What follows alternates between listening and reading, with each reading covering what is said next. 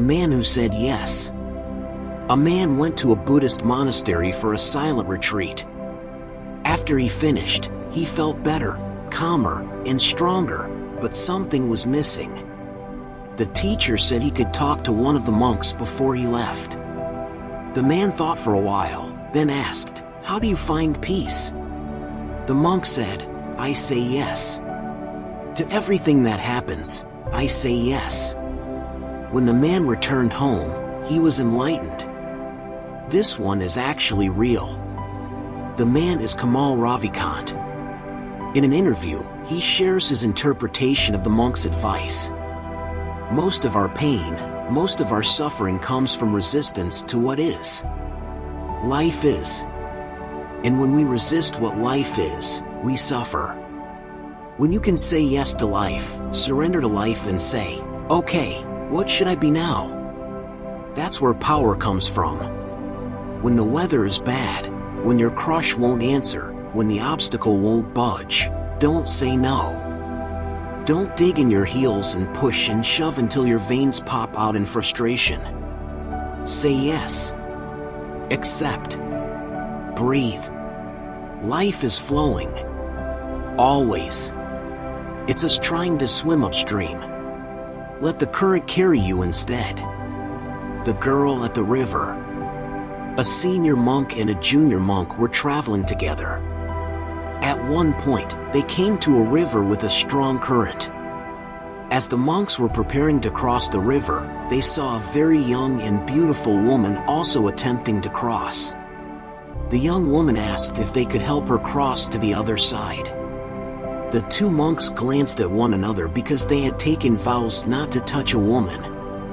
Then, without a word, the older monk picked up the woman, carried her across the river, placed her gently on the other side, and carried on his journey.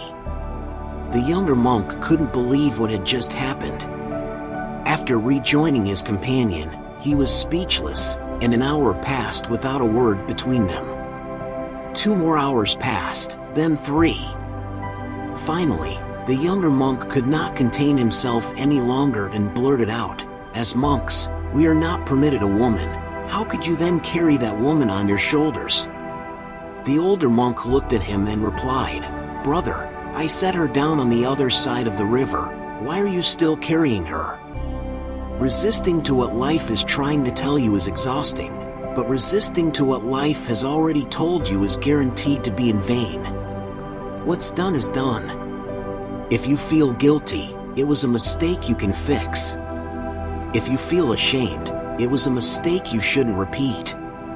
But regret? That's just dragging a past event into the present. It's a toxic attempt to twist reality. And it always backfires. The crystal cup. A Zen master was given a beautifully crafted crystal cup. It was a gift from a former student. He was very grateful.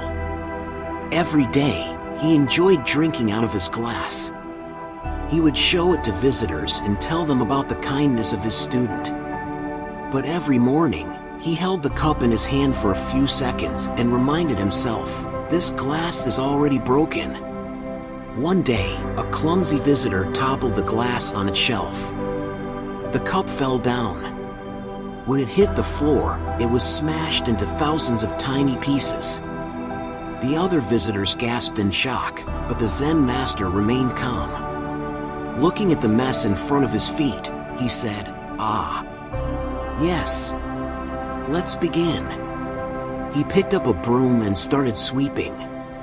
I found the idea for this in The Daily Stoic by Ryan Holiday. About a year ago, I wrote that half of happiness is being okay with what you don't get. Now, I think I know what the other half is, being okay with losing what you have. The man who remembers to be grateful for his possessions is ahead of most. But the man who knows they won't last is ahead of him still. Be the second. The bowl. A monk told Joshu, "I have just entered the monastery. Please teach me."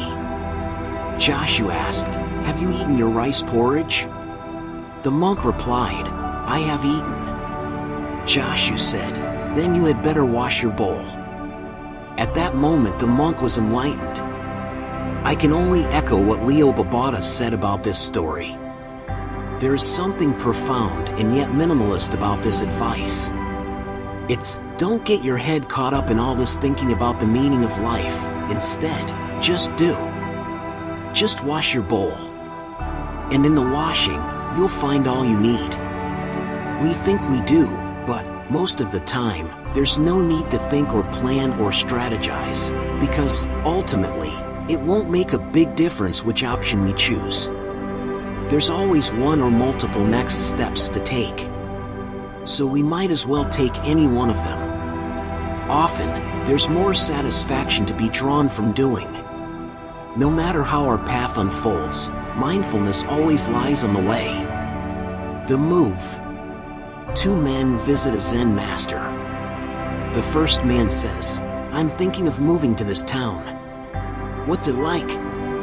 The Zen master asks, "What was your old town like?" The first man responds, "It was dreadful. Everyone was hateful. I hated it." The Zen master says, "This town is very much the same. I don't think you should move here." The first man leaves and the second man comes in. The second man says, "I'm thinking of moving to this town. What's it like?" The Zen master asks, "What was your old town like?" The second man responds, "It was wonderful. Everyone was friendly and I was happy. Just interested in a change now." The Zen master says, "This town is very much the same. I think you will like it here.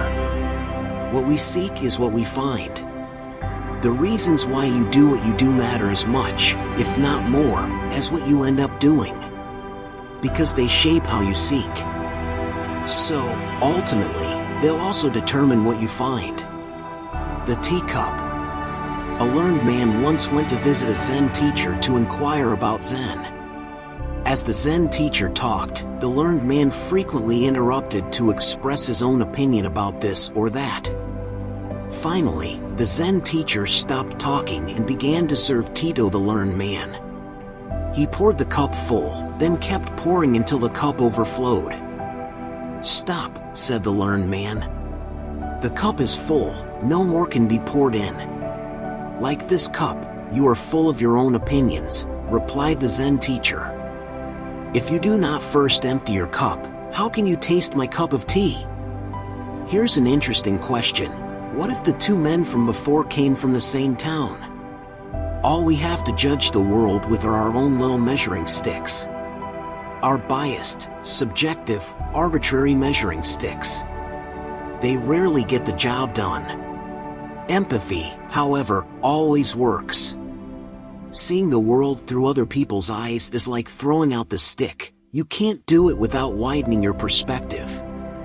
It's never easy and, sometimes, it ends up being unnecessary. But it should always be the first thing you try. The Four Candles. Four monks decided to meditate silently without speaking for 2 weeks. They lit a candle as a symbol of their practice and began. By nightfall on the first day, the candle flickered and then went out. The first monk said, "Oh, no! The candle is out." The second monk said, "We're not supposed to talk." The third monk said, "Why must you two break the silence?" The fourth monk laughed and said, "Ha! I'm the only one who didn't speak." They all had different reasons, but each of the 4 monks shared his thoughts without filtering them, none of which improved the situation.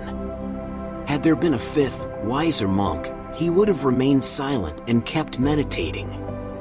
This way, he would have pointed out their mistakes without a single word. Without breaking his own quest for better. Done long enough, talking inevitably leads to embarrassing yourself. Listening leads to learning. The less you speak, the smarter you get. And, maybe not quite coincidentally, the smarter you get, the less you speak.